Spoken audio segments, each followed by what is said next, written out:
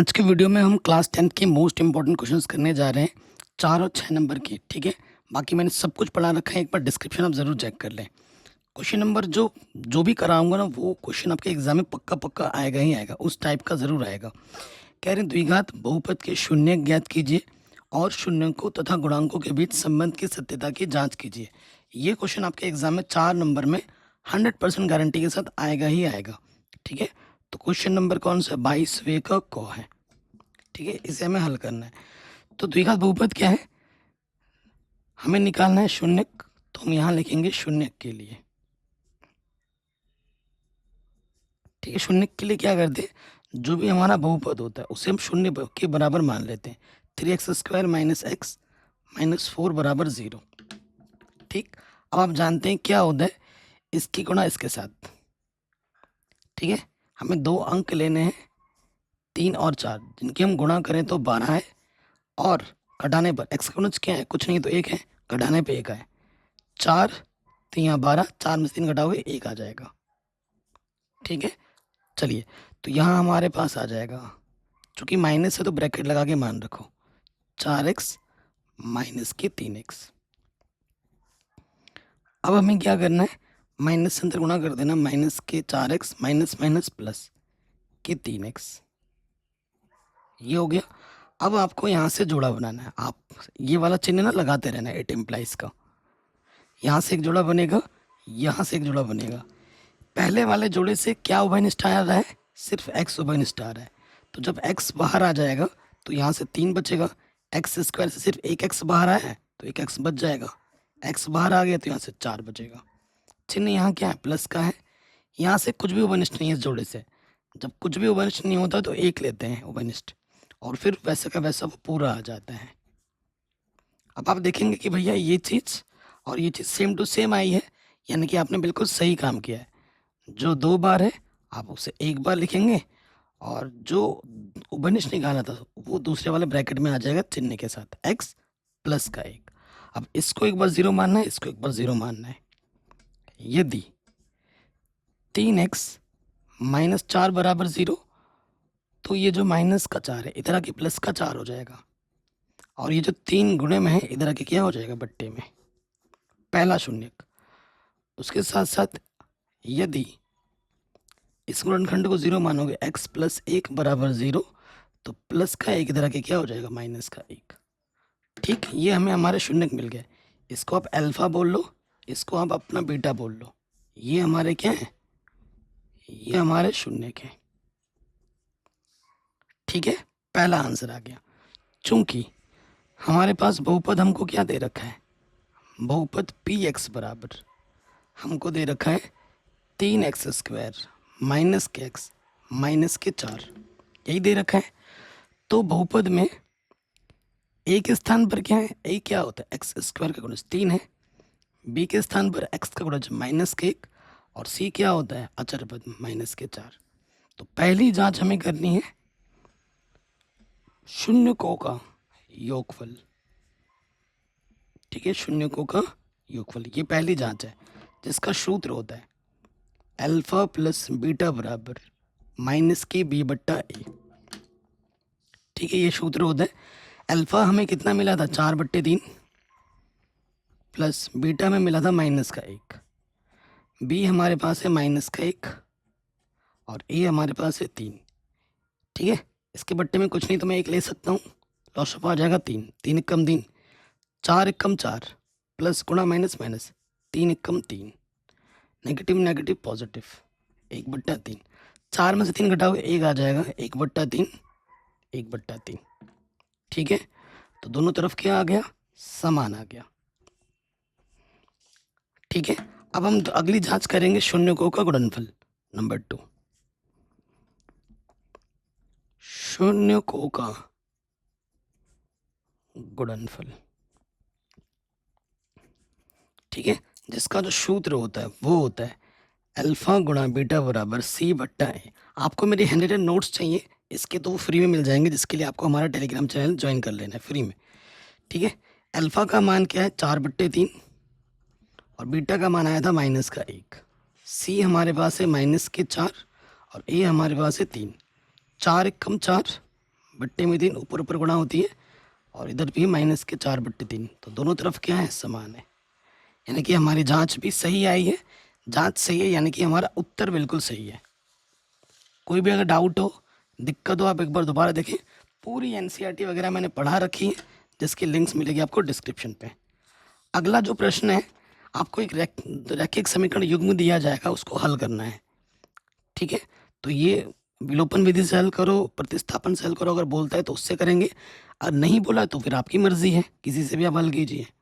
दिया है, ठीक है, जो दिया है वो हम लिख लेंगे, दिया है ऐसे करके लिखना है। क्या दे रखा है हमें, 0.2x प्लस 0.3y, 1.3, और अगला जो हमें दे रखा है 0.4x माइनस 0.5y बराबर है -0.7। हमें इसको हल करना है।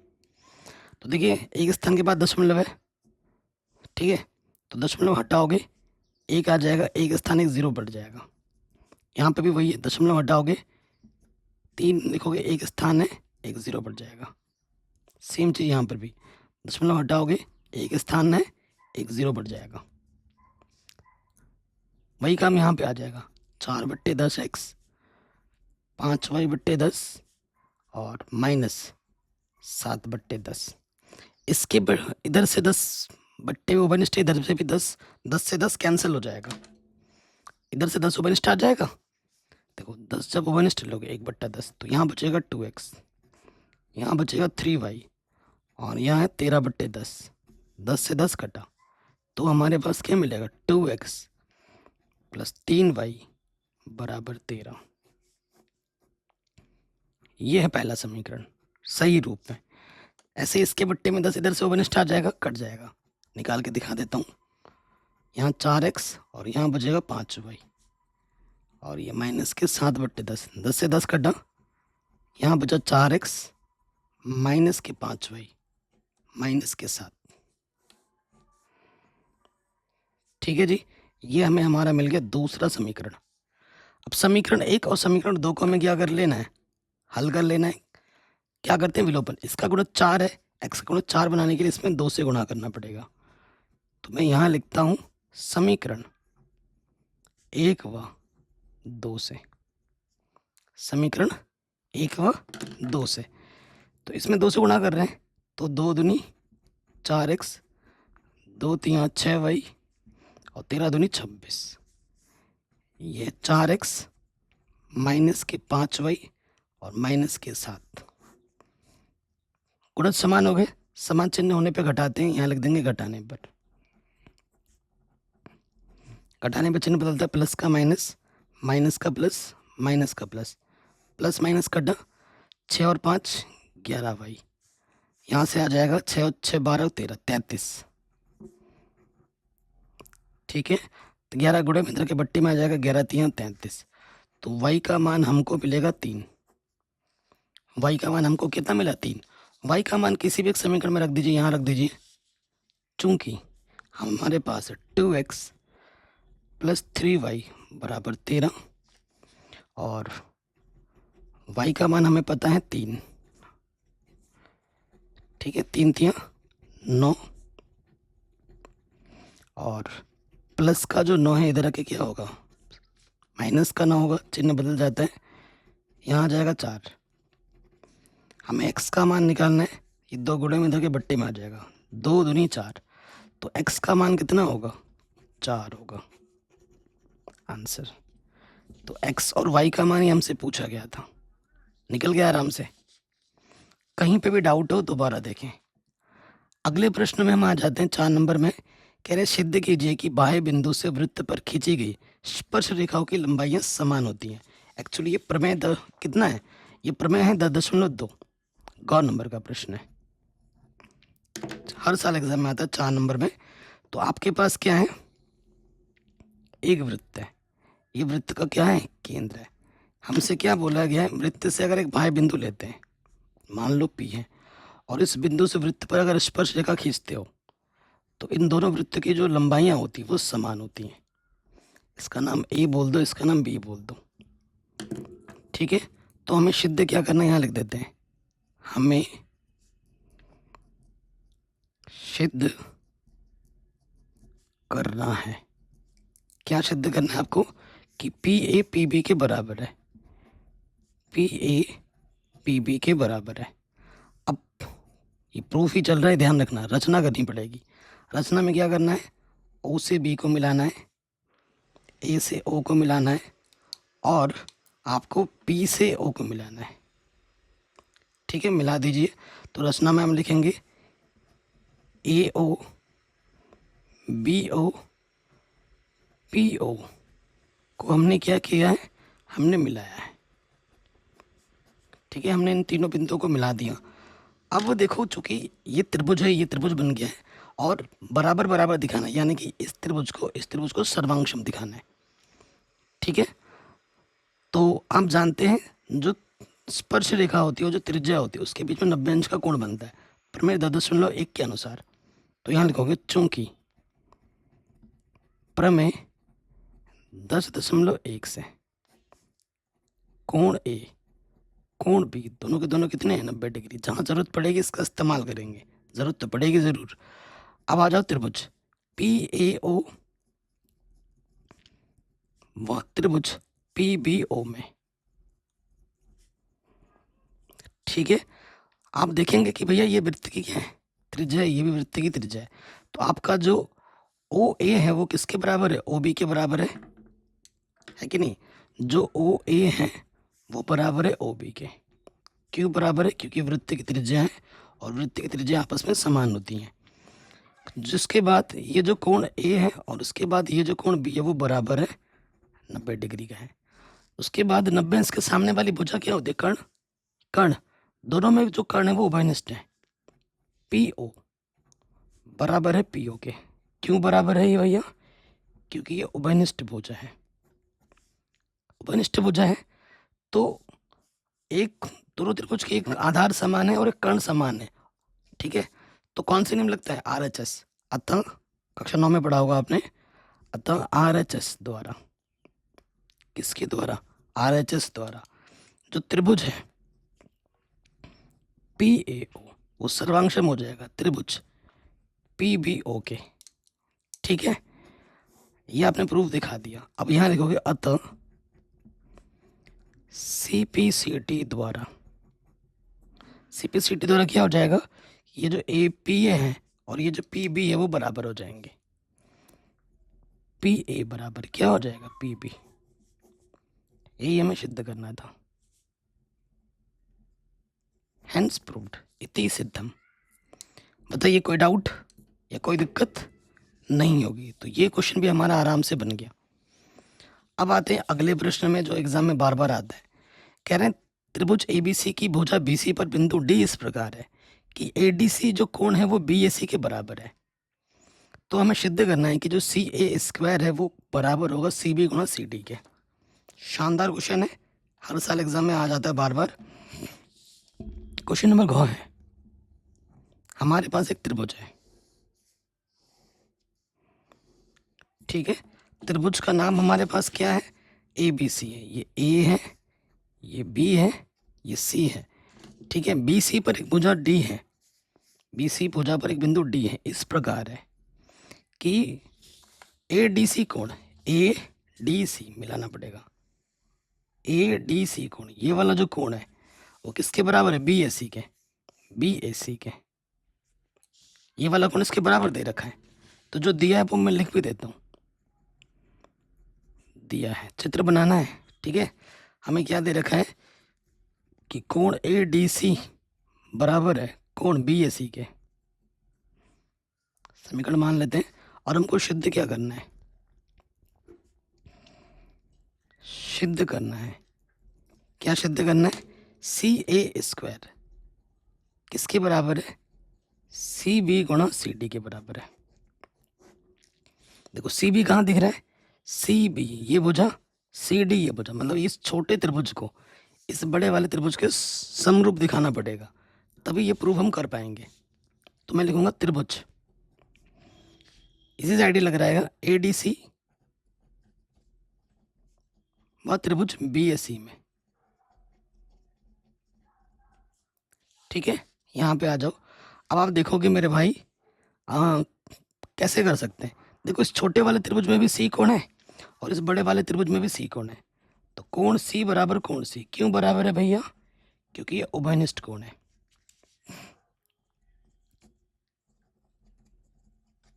उभयनिष्ठ कोण, उसके साथ साथ एक कोण तो पहले से ही बराबर दे रखा है कि ए डी सी जो कोण है वो बी ए सी के बराबर है। ये वाला कोण इस वाले कोण के बराबर दे रखा है। ये क्यों बराबर है? क्योंकि ये दिया है। जब दो त्रिभुज के संगत दो कोण बराबर हो जाते हैं, तीसरा ऑटोमेटिकली बराबर हो जाता है। तो हम यहाँ लिख देंगे अतः एंगल एंगल नियम से कि जो त्रिभुज ए डी सी है वो समरूप हो जाएगा त्रिभुज बी ए सी के। अब जब दो त्रिभुज आपस में समरूप होते हैं तो उनके संगत भुजा का अनुपात बराबर होता है। तो यहाँ से ले लूंगा मैं सी ए, तो यहाँ से क्या लेना पड़ेगा मुझे? बी सी।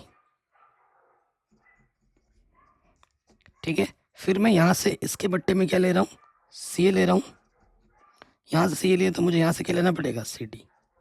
त्रिज्य गुणा करूँगा सी ए गुणा सी ए, सी स्क्वायर और इसकी गुणा इसके साथ, ये हो जाएगा सी बी गुणा सी डी। और यही हमें क्या करना था? सिद्ध करना था। Hence proved. बताइए कोई डाउट, कोई दिक्कत, कोई परेशानी नहीं होगी।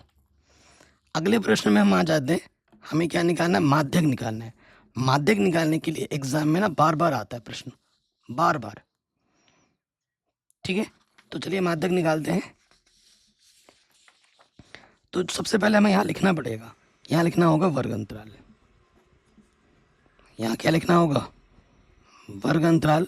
यहाँ पर बारंबारता और यहाँ पर संचयी बारंबारता लिखते हैं। तो जो वर्ग अंतराल 20 पे खत्म है, 20 से स्टार्ट हो रहा है, वर्ग अंतराल सही है तो लिखते हैं 15 से 20, फिर है 20 से 25, फिर है 25 से 30, 5 का अंतर है, फिर है आपका 30 से 35, फिर है आपका 35 से 40, फिर है आपका 40 से 45 और फिर आपका 45 से 50। कितने? 1 2 3 3 6 और 1 7, 3 3 6 और 7। ठीक है, उसके बाद यहाँ कितना है? 14 56 60 86 74 62 और 48। यहाँ लिख देंगे हम कुल। अब हमें संचयी बारंबारता निकालना है। बारंबारता से पहला वाला वैसे का वैसे लिख देते हैं 14। अब नीचे वाला जोड़ते रहो। 4 और 6 10, हासिल लगा 1, 5 और 1 6 और 1 हासिल था 70 हो गया। 70 में 60 जोड़ोगे कितना हो जाएगा? 130। 0 और 6 6, 8 और 3 11, 216 हो गया। तो 6 और 4 10, हासिल लगा 1, 7 और 1 8, हासिल 1 था 9, 290।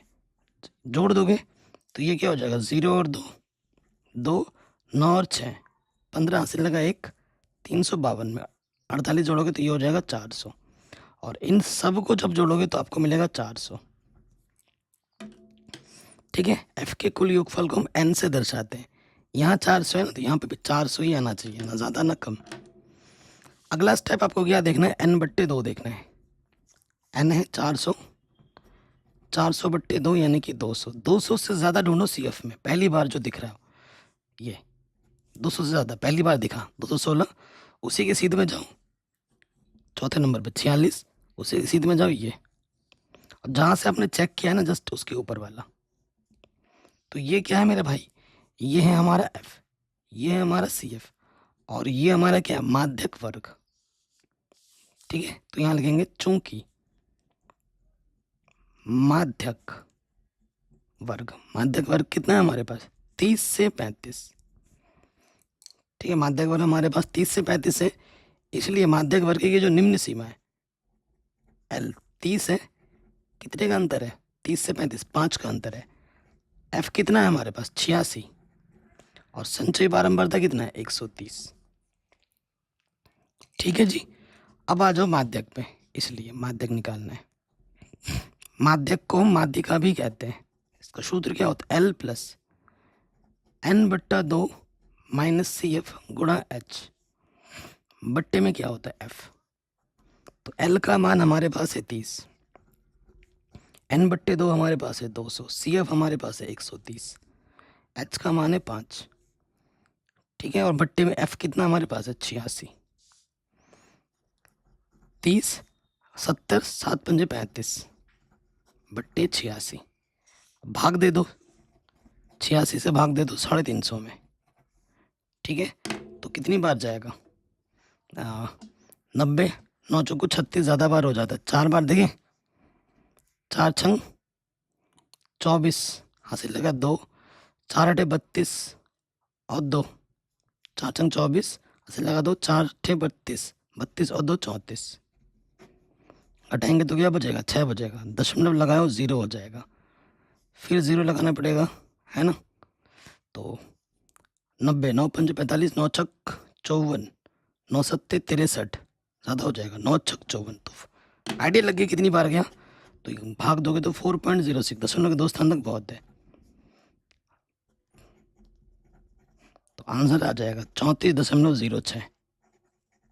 यहाँ लिख देना लगभग, दशमलव के 2 स्थान तक भाग दे रहे हैं ना, तो लगभग लिख दो, आंसर पूरा सही माना जाएगा। ये मत सोचो कि कम नंबर मिलेंगे, ऐसा कुछ नहीं है। अब आते हैं 4 नंबर में, 4 नंबर का ये आखिरी प्रश्न है, उसके बाद 6 नंबर वाले प्रश्न स्टार्ट होंगे। क्या बोल रहा है हमसे, एक पासे को एक बार फेंका जाता है, पासे पर परिणाम क्या होता है, पासा मतलब लूडो, पासे पर परिणाम 1 2 3 4 5 6 होता है। तो हमसे क्या बोल रहा है, निम्नलिखित की प्रायिकता ज्ञात कीजिए। पहले नंबर पे हमें ज्ञात करना है अभाज्य संख्या।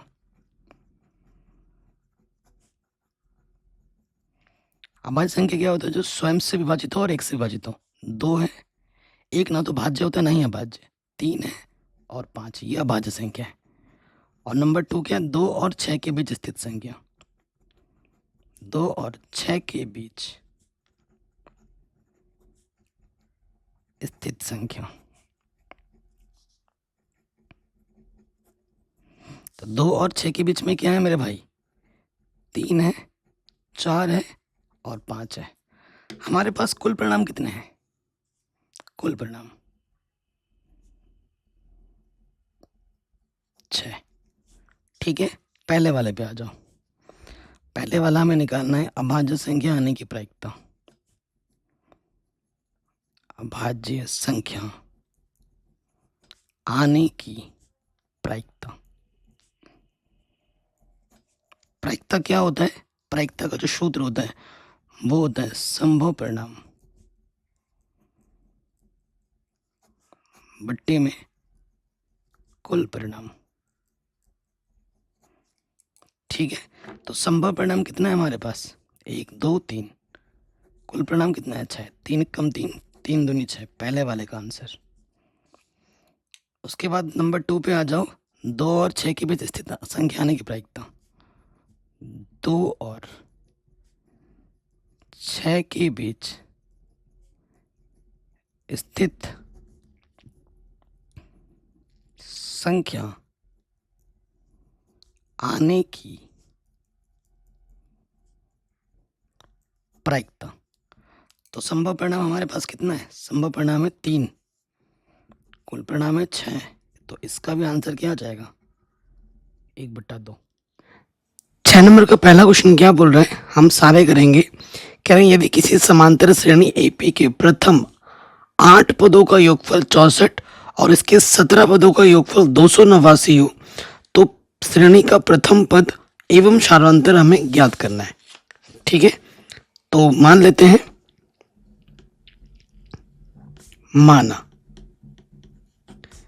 माना एपी का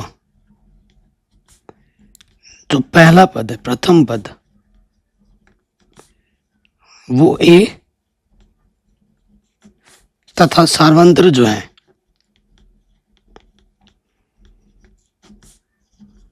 वो डी है। ये हमने मान ली। हमको क्या दे रखा है,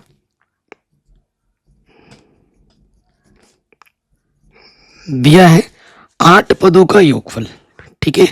H8 कितना दे रखा है 64 और हमें क्या दे रखा है 17 पदों का योगफल 289। हमें श्रेणी का जो प्रथम पद है ए और जो सार्वंत्र डी है वो ही ज्ञात करना है। अच्छा आप जानते हो एन बराबर क्या होता है n/2 2a प्लस n-1 गुणा डी, यही तो होता है। अच्छा ठीक है, इसलिए 8 पदों का योगफल n की जगह पे क्या आ जाएगा 8 आ जाएगा 8/2 2a ए पता नहीं डी पता नहीं, n की जगह पर हम 8 रखेंगे 8 - 1 ठीक है, और यहाँ आ जाएगा डी 2 चुको 8। अच्छा हमें दे क्या रखा है 8 पदों का योगफल 64 दे रखा है, यहाँ पर 4 2a 8 में से घटाएंगे 7d 4 इधर गुणे में इस तरफ आके क्या हो जाएगा बट्टे में आ जाएगा।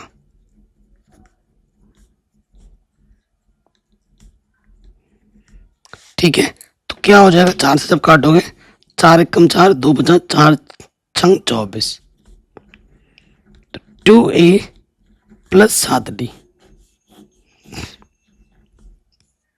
पहला समीकरण आ गया ए और डी में 16 आ जाएगा 2a प्लस 7d बराबर 16। उसी प्रकार हमें क्या दे रखा है 17 पदों का योगफल एस 17 पदों का योगफल 289 है, तो हम सूत्र में लगा देते हैं n की जगह पे क्या रखेंगे 17 रखेंगे n/2 2a प्लस n-1 गुणा डी और ये है 289 के बराबर। तो 17 से कटेगा 17 एकम 17 17 सत्ते 119 ठीक है कटा। और यहाँ से देखो क्या है हमारे पास, यहाँ पर हमारे पास है 2a 17 में से घटाएंगे 16 बट्टे में है 2d इधर कितने हैं 17 ऊपर से 2 उभयनिष्ठ है बट 2 उभयनिष्ठ मत निकालो क्योंकि यहाँ पर 2 है ना उनकी वो हमें जरूरत पड़ेगी, फिर बाद में उनको 2 से गुणा करना पड़ेगा। ये बट्टे का इधर ले जाओ 17 तो नहीं 34 ये रहेगा बढ़िया। कैलकुलेशन में जितना टाइम बचा पाऊँ बचाओ। अब देखो 2a यहाँ पे भी 2 है विलोपन विधि आराम से लग जाएगी, तो अब हम हल कर लेते हैं क्या समीकरण 1 व 2 से। किसी भी समीकरण को ऊपर नीचे आप रख सकते हो, इससे फर्क नहीं पड़ता। तो हम इसको पहले रख लेते हैं 2a प्लस 16d ये क्या है 34 और यहाँ पर है 2a प्लस 7d किसके बराबर 16 के बराबर। समान चिन्ह है, समान चिन्ह में हम क्या करते हैं घटाते हैं, घटाने पर चिन्ह बदलता है प्लस का माइनस तो प्लस माइनस a कटा 2a 16 में से 7 घटाएंगे क्या बचेगा 9 14 में से 6 घटाएंगे क्या बचेगा 8 1 बचा ठीक है। 9 गुणे में है इधर के क्या हो जाएगा बट्टे में 9 दूनी 18 तो डी का मान क्या आ गया 2 पहला आंसर जो सार्वंत्र है वो डी आ गया। उसके बाद पहले समीकरण में मान रख देते हैं 2a प्लस 7d किसके बराबर है 16 के बराबर है। हमें a निकालना है, d का मान कितना है 2 7 दूनी 14 ठीक है। तो प्लस के 16 इधर के क्या हो जाएगा सॉरी प्लस के 14 इधर के क्या हो जाएगा माइनस के 14 तो यहाँ क्या आ जाएगा 2 16 में से 14 घटाएंगे 2 बचेगा 2 गुणे में इधर के बट्टे में आ गया 2 1 कम 2 तो पहला पद क्या होगा 1 होगा। पहला पद कितना होगा 1 होगा। कोई डाउट या कोई दिक्कत नहीं होनी चाहिए। तो ये क्वेश्चन हमारा बड़े आराम से बन गया। अब आते हैं अथवा करके अगला प्रश्न। ये क्वेश्चन आउट ऑफ सिलेबस है और ऐसे क्वेश्चन आउट ऑफ सिलेबस में इंपॉर्टेंट है, इस साल भी आएगा। अब एनसीईआरटी में ढूंढोगे ये नहीं मिलेगा, पुरानी एनसीईआरटी में 4.3 प्रश्नावली में, लेकिन नई वाली में नहीं है। इनमें आपको करवा दूंगा, टेंशन मत लो। कह रहे हैं एक रेलगाड़ी एक समान चाल से 180 किलोमीटर की दूरी तय करती है। हमारे पास एक दूरी है यहाँ से लेकर यहाँ तक की जो टोटल दूरी है वो है 180 किलोमीटर। ठीक है 180 किलोमीटर है और ये हमारा ट्रेन है, ये हमारी रेलगाड़ी है। तो इस मान लेते हैं इस रेलगाड़ी की जो एक समान चाल है, माना, वही आपको निकालना है। माना रेलगाड़ी की एक समान चाल,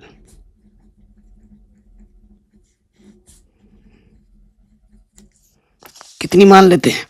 मान लेते हैं x किलोमीटर प्रति घंटा। अच्छा, किलोमीटर प्रति घंटा क्यों माना हमने? क्योंकि दूरी हमें किलोमीटर में दे रखा है और समय हमें घंटे में दे रखा है। ठीक है, तो आप जानते हैं समय बराबर क्या होता है? समय बराबर होता है दूरी बट्टे चाल।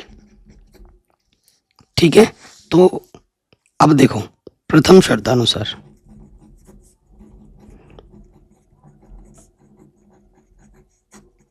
प्रथम शर्त में क्या बोला है कि जब रेलगाड़ी की चाल नॉर्मल रहती है तो कितना समय लगता है? तो एक समान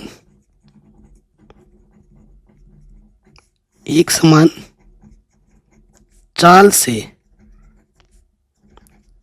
चलने में लगा समय t1 बराबर, दूरी तो 180 है, समय आपका x है। कोई डाउट यहाँ तक? नहीं। उसके बाद अगर चाल बढ़ा दी जाए, यदि चाल 5 किलोमीटर प्रति घंटा अधिक हो जाती है तो वही दूरी तय करने में आधा घंटा समय कम लेती है। ठीक है, अब आ जाओ द्वितीय शर्तानुसार। तो यहां लिखेंगे द्वितीय शर्तानुसार। क्या बोला है? यदि चाल 5 किलोमीटर प्रति घंटा बढ़ा दी जाए तो लगा समय t2। समय बराबर क्या होता है? दूरी तो वही 180 है, चाल बदल गई है। चाल पहले जितनी थी उससे 5 बढ़ा दोगे। अब आप खुद सोचो, जब आपकी स्पीड कम होती है तो आपको ज़्यादा समय लगता है, तो इसमें ज़्यादा समय लगेगा। जब आपकी स्पीड ज़्यादा होती है तो आपको कम समय लगता है। ठीक है, प्रश्नानुसार कितना ज़्यादा लगता है, कितना कम समय लगता है? आधा घंटा कम समय लगता है। प्रश्नानुसार इसके समय में से अगर इसके समय को घटाया जाए तो समय के अंतर कितना आएगा? आधा घंटा। आधा घंटा कम समय लेती है। t1 माइनस t2 क्या है? आधा के बराबर है। अब t1 व t2 का मान रख दो। t1 का मान है 180 बट्टे x, t2 का मान है 180 के बट्टे में x प्लस 5। ठीक है, लॉस ऑफ आ जाएगा इसकी गुणा इसके साथ। ठीक है, तो ये हो जाएगा 180 गुणे में x प्लस 5 और ये हो जाएगा 180 x 1/2। ऊपर गुणा हो जाएगा 180 x 500। ठीक है, 5 अट्ठे 40 का 0 हासिल लगा 4, 5 कम 5 और 4 9। इसके बट्टे में क्या है? गुणा कर दो, x गुणा x स्क्वायर 5x और इधर है 1/2। तो प्लस के 180 माइनस के 180 कट गया तो ऊपर बचा 900, नीचे है x स्क्वायर प्लस 5x और इधर है 1/2। कोई डाउट नहीं होगी? तिरछे गुणा कर देंगे, x स्क्वायर प्लस 5x और 9 दूनी 18 हो जाएगा 1800। तो ये प्लस का 1800 इधर के क्या हो जाएगा? माइनस के 1800। उधर कुछ नहीं बचा तो 0। तो ये हमें एक क्या मिल गया? ये हमें एक द्विघात समीकरण मिल गया जिसको हमें हल करना है। हल करेंगे तो हमें हमारा उत्तर मिलेगा। तो देखो, इसके गुणज में कुछ नहीं तो एक, इसके गुणज में कुछ नहीं तो एक लिख सकता हूं और इसकी गुणा इसके साथ करते हैं। ऐसी दो संख्या लीजिए जिनकी अब गुणा करो तो 1800 आए और घटाओ तो 5 आए। घटाओ तो कितना है? 5। तो वो दो संख्या क्या होगी? 45। ठीक है, अगर संख्या आपको दिमाग में नहीं आ रही तो आप 1800 को यहाँ पे जो आता है ना गुणा करने पर, उसको गुणनखंड करके भी आप देख सकते हो। मैं करके दिखाता हूँ। तो 2 9 18 0, फिर 2 से कटेगा 2 चौके 8, 2 पंजे 10, 0। फिर 2 से कटेगा 2 दूनी 4, 2 दूनी 4, 2 पंजे 10। फिर 3 से कटेगा 3 सत्ते 21, 3 बचे 15। ठीक है, 3 सत्ते 21, 1 बचे 3 बचे 15। फिर से कटेगा 3 से कटेगा 3 दूनी 6, 1 बचा 3 बचे 15। 5 से कटेगा 5 बचे 25, 5 कम 5। अब यहाँ से जोड़ा बनाओ, मिल जाएगा, देखना। क्या करते हैं, 5 बचे 25, ऐसा जोड़ा बनाना है दो चीज़ों का कि घटाने में 5 आ जाए। ठीक है, तो मैं क्या करता हूँ, 5 थिया 15, 15 थिया 45 हो गया, ये 3। बाकी देखते हैं 8 और ये 5, 40, 45 और 40। ठीक है, 45 में से 40 घटाओगे तो 5 आ जाएगा, और 45 और 40 की गुणा करोगे तो 1800 आ जाएगा। तो यहाँ क्या हो जाएगा, एक्स स्क्वायर। तो हमें 45x में से घटाना है 40x। ठीक है, क्या करना है, देखो मेरे भाई, यहां से एक जोड़ा हो जाएगा, यहां से एक जोड़ा हो जाएगा, हल कर लीजिए।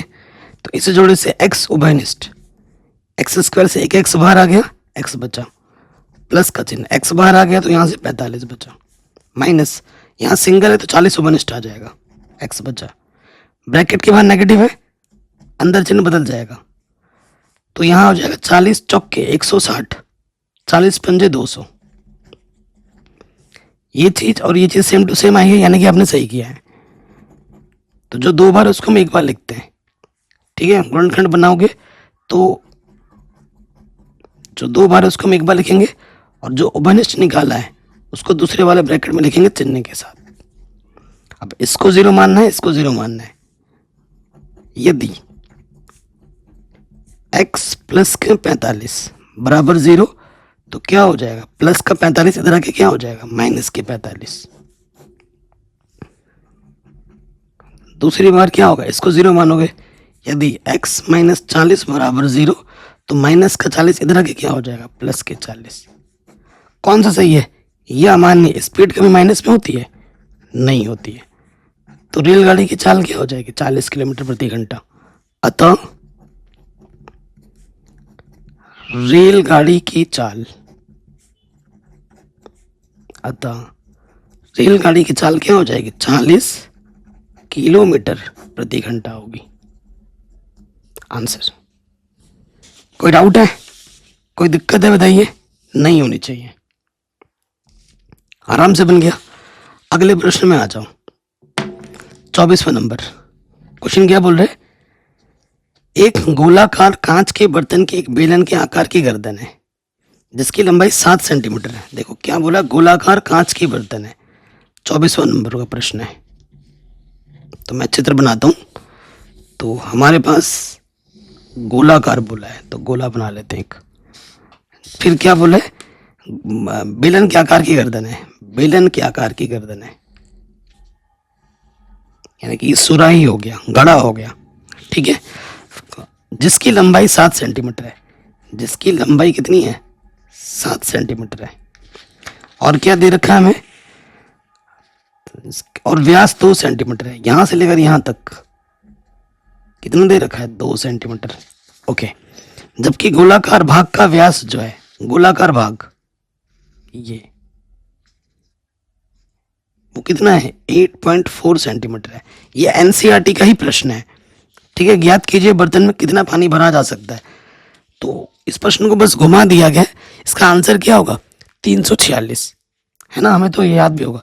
तो इसके अंदर कितना पानी आ सकता है ये हमसे पूछा है, इसके अंदर कितना पानी आ सकता है ये हमसे पूछा जा रहा है। तो देखिए हमको जो जो दिया है वो हम लिख लेंगे, यहाँ पर लिखेंगे दिया है, दिया है बेलन है ना, बेलन का व्यास क्या दे रखा है, बेलन का व्यास हमको दे रखा है 2 सेंटीमीटर। इसलिए जो बेलन की त्रिज्या होगी स्मॉल आर, वो उसकी आधी हो जाएगी, 2 एक कम 2, 1 सेंटीमीटर। और बेलन की जो ऊंचाई हमें दे रखी है एच, वो हमें क्या दे रखी है, 7 सेंटीमीटर। और ये जो गोला है हमारे पास, गोले का व्यास ये हमें दे रखा है 8.4 सेंटीमीटर, तो गोले की त्रिज्या क्या हो जाएगी? Capital R. 8.4 बोला है तो 8.4 का क्या कर देंगे? आधा कर देंगे। कोई दिक्कत नहीं होगी, काटोगे तो यहां से आ जाएगा 2 चौको 8 और 2 एकम 2।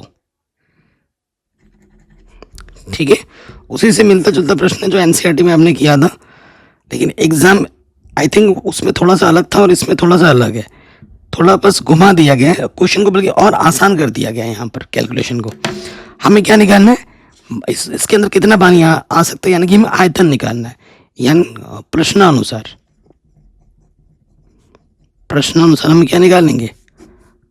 बर्तन का आयतन। हमें क्या निकालना है? बर्तन का आयतन निकालना है, जो कि होगा गोले का आयतन,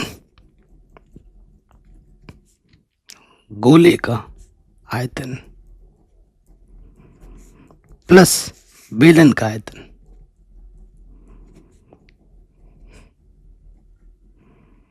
ठीक, सूत्र आप जानते ही होंगे। गोले का आयतन का सूत्र क्या होता है? 4/3 पाई आर क्यूब, और बेलन का आयतन का सूत्र क्या होता है? पाई आर स्क्वायर एच। तो देखो हल करते हैं। 4/3, पाई का मान कुछ नहीं तो 22/7। त्रिज्या हमारी पास बड़ी वाली कितनी है? 4.1 है। ठीक है, 4.1 यही दे रखा है ना, 8.4, हाँ यही दे रखा है। कुछ गड़बड़ किया हमने, 2 चक्को 2 दुनी आएगा ना यहाँ पर। 4.2 गुणा 4.2 3 बार आ जाएगा। फिर पाई का मान 22/7, और छोटी वाली त्रिज्या कितनी है? 1 गुणा 1, और एच कितना है? 7 से 7 कटा, यहाँ पे कुछ कटेगा? 7 छंग 42, पॉइंट का 6, और 3 से कट जाएगा। देखो 3 कम 3, 3 चौके 12, नीचे पूरा कट गया, ऊपर क्या बचा? 22 चौके 88, गुणे में है पॉइंट का 6, पॉइंट का 14, पॉइंट का 4.2, और यहाँ से 22 कम 22 बचा। अब आपको गुणा करना है। 0.6 को जब गुणा करोगे किसके साथ? 1.4 के साथ, 88, तो ये आ जाएगा 14 छंग 84, 0.2 स्थान के बाद ये आ जाएगा। और यहाँ पर क्या बचा? 4.2, इधर है 22। ठीक है, 8.4 आ गया। इसको गुणा कर दो 4.2 के साथ, 42 के साथ, तो ये हमें मिलेगा 88 गुणा 6 नंबर बस गुणा करने के ही मिलेंगे, इतना आ जाएगा। अब इसको फिर से गुणा कर देना है आपको 88 के साथ, 88 के साथ, तो ये आपको दे जाएगा 310.464, और ये है 22। जोड़ दीजिए 22, तो 0 और 2, ठीक है, 2 और 1 3, और इधर है 3, इधर है 464, इतना सेंटीमीटर क्यूब इसका इस बर्तन का क्या होगा? आयतन होगा। तो ये क्वेश्चन भी आपका आराम से बन गया। आगे बढ़ते हैं अथवा प्रश्न में। कह रहे हैं एक खिलौना 3.5 सेंटीमीटर त्रिज्या वाले एक शंकु के आकार का है, ठीक है, जो उसी त्रिज्या वाले एक अर्धगोले पर अध्यारोपित है। इस खिलौने की संपूर्ण ऊंचाई 15.5 है। इस खिलौने का संपूर्ण पृष्ठीय ज्ञात कीजिए। 6 नंबर में यह हर साल आता है। कह रहे हैं अथवा वाला प्रश्न है। हमारे पास क्या है? एक अर्धगोला है, यह अर्धगोला है, और उसी के ऊपर उसी त्रिज्या पर एक शंकु अध्यारोपित है। ठीक, हमें क्या दे रखा है? त्रिज्या कितनी दे रखी है? 3.5, यहां से लेकर यहां तक 3.5, और यहां से लेकर यहां तक भी 3.5, और इसकी जो टोटल ऊंचाई है इस बर्तन की वो हमें दे रखी है 15.5। क्या दे रखी है? 15.5। तो शंकु की ऊंचाई क्या आ जाएगी? जब टोटल में से इतना घटा दोगे तो हमको जो दिया है पहले वो हम लिख लेते हैं। क्या दिया है हमें? हमको दे रखा है शंकु की और अर्धगोले दोनों की त्रिज्या, शंकु व अर्धगोले की त्रिज्या स्मॉल आर से दर्शाते हैं। वो दे रखा है हमें 3.5 सेंटीमीटर। ठीक है, तो शंकु की ऊंचाई क्या होगी?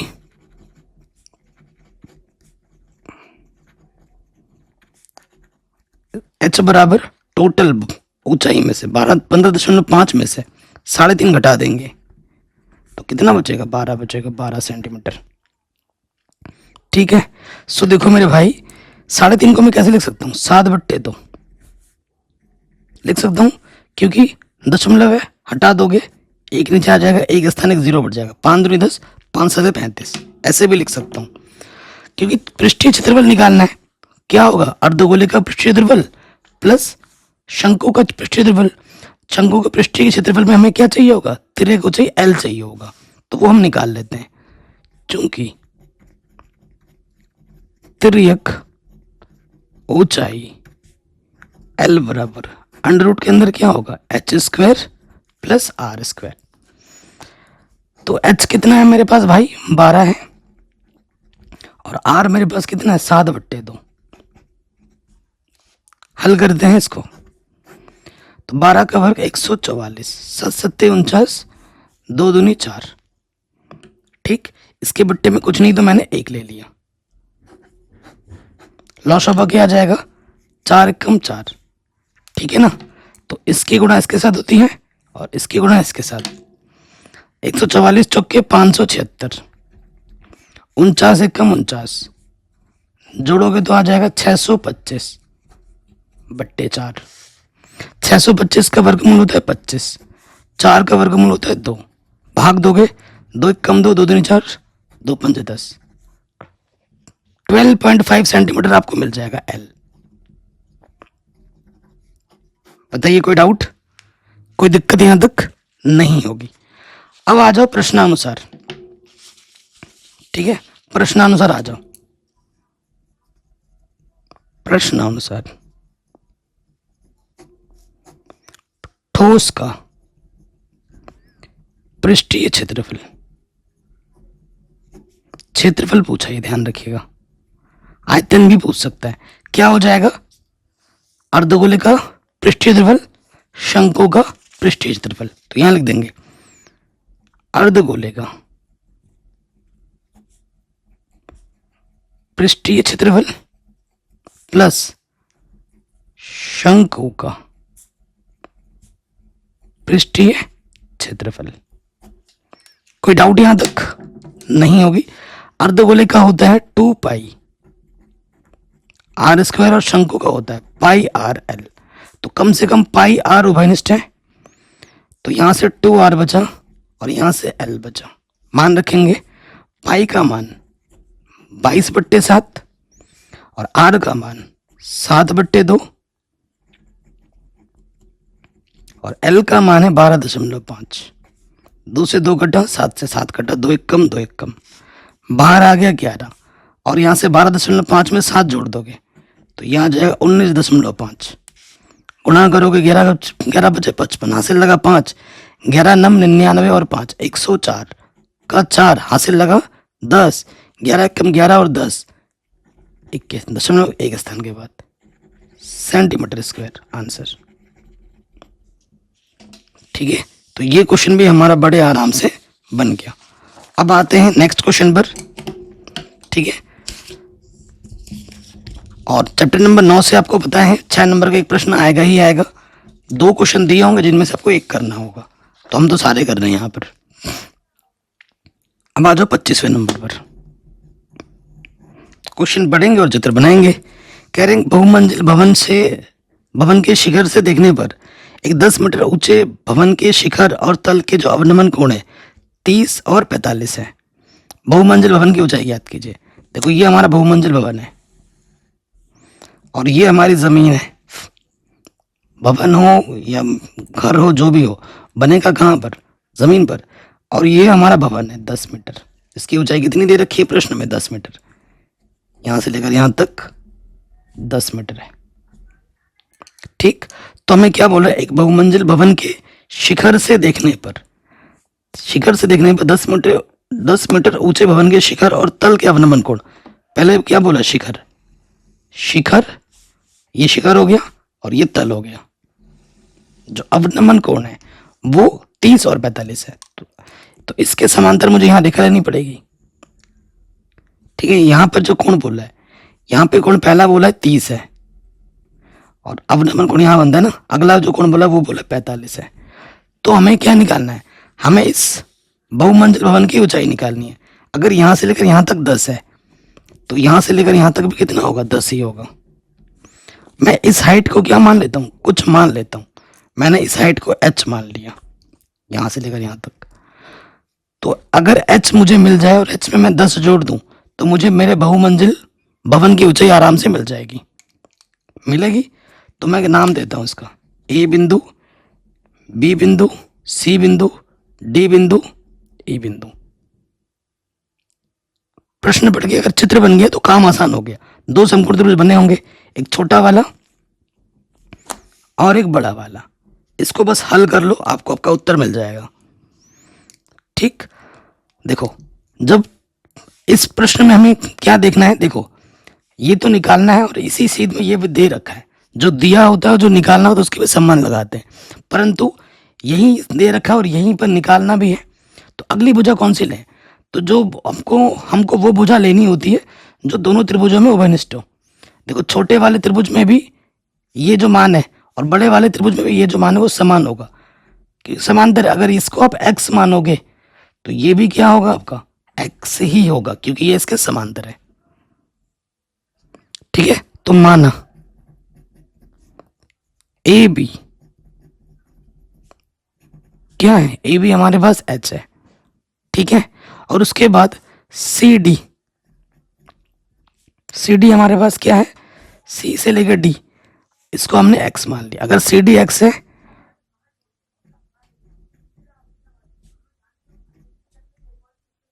तो b क्या है, x है। ठीक है, तो अगर सी डी x होगा तो बी ई भी क्या हो जाएगा, x हो जाएगा। अब आ जाते हैं इस वाले त्रिभुज में, छोटा वाला ले लो फिर बड़ा वाला ले लेंगे। त्रिभुज ए बी ई में, ए बी ई में ये निकालना है और इसको हमें ये भी हमें निकालना है, दोनों निकालना है। तो ए बी बट्टे बी ई, देखो कोण के सामने वाली भुजा लंब और ये है आधार, लंब बट्टे आधार क्या होता है, tan थीटा। थीटा कितना है हमारे पास, 30। ए बी हमारे पास है h और बी ई हमारे पास है x। tan 30 का मान कितना है, 1/√3।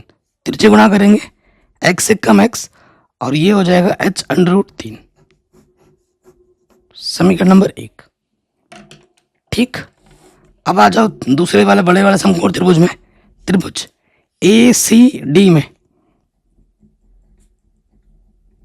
ए सी डी में क्या हो जाएगा, ए सी डी में तो देखो ये मुझे निकालना है, लेना तो पूरा ही पड़ेगा ना मुझे। यहां से ए सी बट्टे में सी डी, देखो कोण के सामने वाली भुजा लंब बट्टे आधार, लंब बट्टे आधार क्या होता है, tan थीटा, और थीटा कितना हमारे पास 45। ए सी क्या है, h+10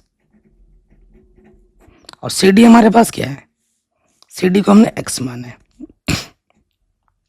tan 45 का मान कितना होता है, 1।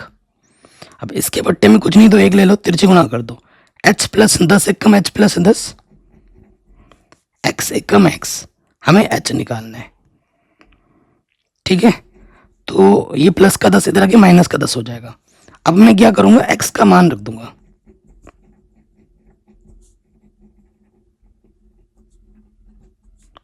है ना, ये उठाकर यहां रख दो।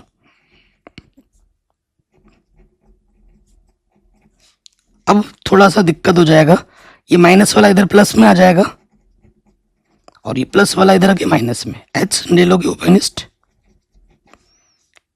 ठीक है, √3 बचेगा, h कम h। अब ये गुणे में इधर आके क्या हो जाएगा, बट्टे में।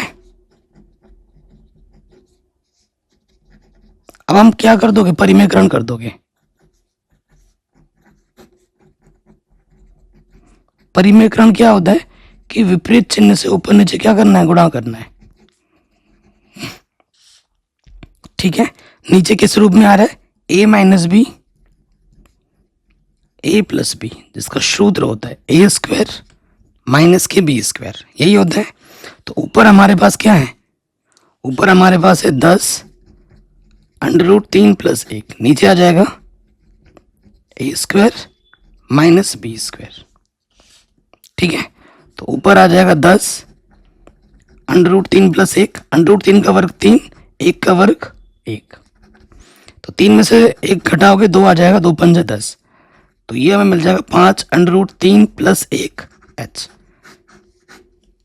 ये एच मिल गया, हमें एच तो नहीं निकालना है, हमें पूरा ये चाहिए, ए सी चाहिए।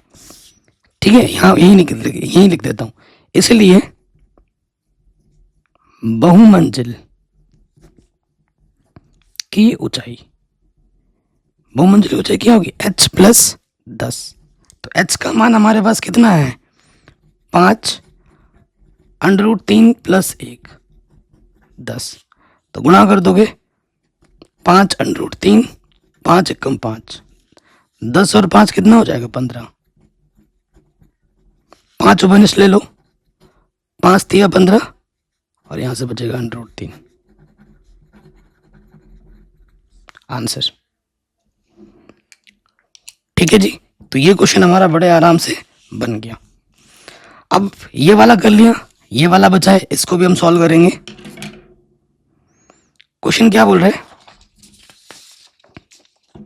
क्वेश्चन हमसे बोल रहे हैं भूमि पर स्थित एक बिंदु से, देखो पार्ट 1 पार्ट 2 करके, तो पार्ट 1 पहले करते हैं।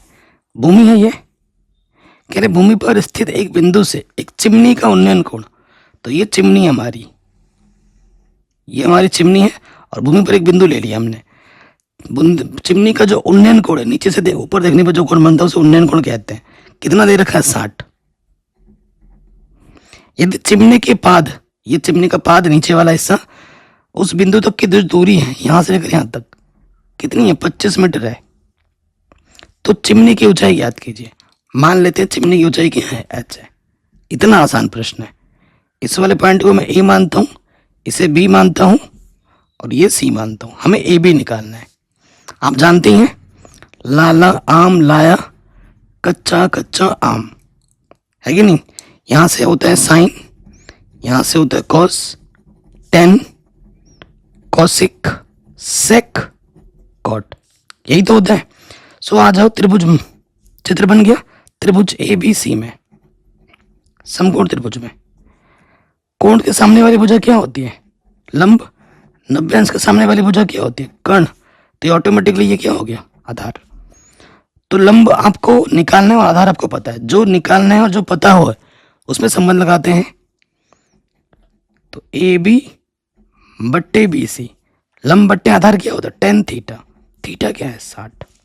ए बी हमने एच माना है, बी सी हमको दे रखा है 25 और टेन 60 का मान होता है अंडर रूट 3। तो ये बट्टे के इधर के गुणे में आ जाएगा, 25 अंडर रूट 3 हो जाएगा। ठीक है, यानी कि जो ऊंचाई होगी चिमनी की वो कितनी होगी, 25 अंडर रूट 3 मीटर होगी। 3 नंबर मिल गया आपको। या फिर इसमें आ जाओ सेकंड में। सेकंड वाले पार्ट में क्या बोला, भूमि से 60 मीटर की ऊंचाई पर एक पतंग उड़ रही है। ये हमारी भूमि है और भूमि से 60 मीटर ऊंचाई पर एक पतंग उड़ रही है। यहाँ पर भूमि से जो इसकी ऊंचाई है वो कितनी है, 60 मीटर है। यहाँ से लेकर यहाँ तक ये 60 मीटर दे रखा है। और फिर क्या बोल रहे हैं, भूमि के साथ डोरी का जो झुकाव है, यहाँ पर डोरी लगी होगी पतंग पे, तो भूमि के साथ जो झुकाव है वो कितना दे रखा है, 60 डिग्री दे रखा है। क्या दे रखा है, 60 डिग्री। ठीक है, हमसे क्या बोला गया है, डोरी की लंबाई याद कीजिए। ये डोरी है, मान लेते हैं कि जो डोरी की लंबाई है वो x है, ये आपको निकालना है। 90 अंश है। यहाँ पर कोण के सामने वाली भुजा क्या होती है, 90 अंश के सामने वाली भुजा क्या होती है, कर्ण।